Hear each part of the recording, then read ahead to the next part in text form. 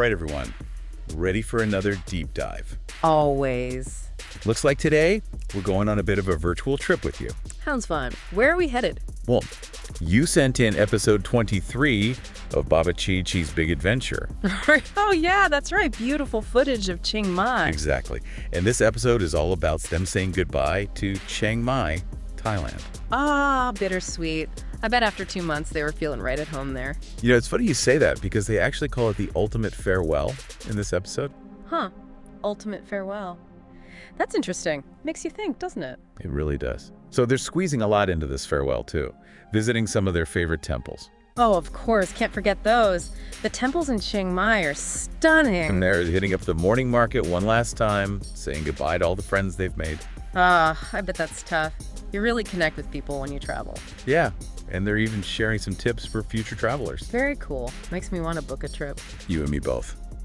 But speaking of that morning market, have you ever been to one of those big, bustling Asian markets? The kind where it's just an explosion of sights and smells and sound. You know, I have. It's such a cool experience. You really get a sense of the culture's daily life. Absolutely. It's not like just going to the grocery store, is it?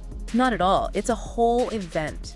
You see the local produce, you see the unique crafts, and you really get a sense of how people interact. Like it's their community hub. It's like a living, breathing encyclopedia of the place, almost. Yeah. I remember I went to a night market in Bangkok once, and I was just overwhelmed by all the smells. Oh, yeah. Oh my gosh, sizzling street food, fragrant spices, incense. It was intoxicating. I can only imagine. But yeah, Baba Chi Chi really makes that morning market in Chiang Mai sound like something you just can't miss. Oh, for sure. And think about it. You're not just buying ingredients there. You're witnessing these generations-old recipes and techniques being passed down. That's true.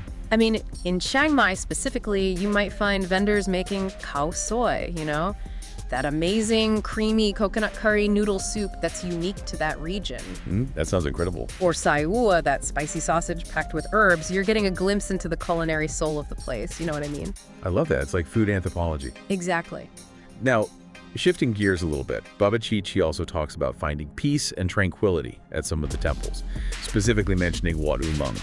It seems like these places offer a lot more than just amazing architecture, right? Oh, absolutely. Temples like Wat Umong, with its ancient tunnels and meditation spaces, they're central to the Buddhist practice. It's a space for reflection, contemplation, for connecting with a sense of inner peace, you know? Makes you wonder, are you someone who seeks out places that encourage introspection and mindfulness? Definitely. For me, travel is as much about exploring my inner world as it is about seeing new places. But speaking of exploring, there was something else that caught my eye in Baba Chi Chi's post. The hashtags, remember. They used hashtag family travel and hashtag digital nomad life. Oh, yeah. That's so interesting, right? It really points to this growing trend we're seeing.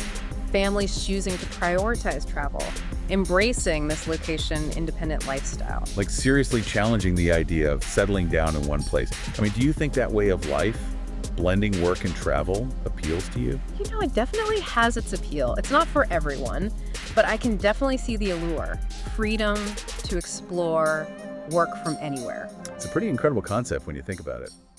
All right, so as we wrap up our little virtual journey here, what are your biggest takeaways from Baba Chi Chi's Chiang Mai farewell? Anything that particularly spoke to you? The food, the temples, maybe even the digital nomad lifestyle. It's also fascinating, but I think what sticks with me is that sense of connection. Even though this episode is about saying goodbye, it's really a testament to the power of travel.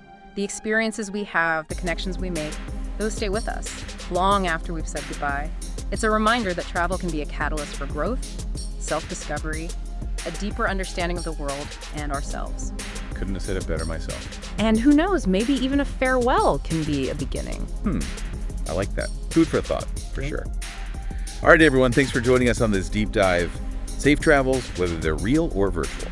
Until next time.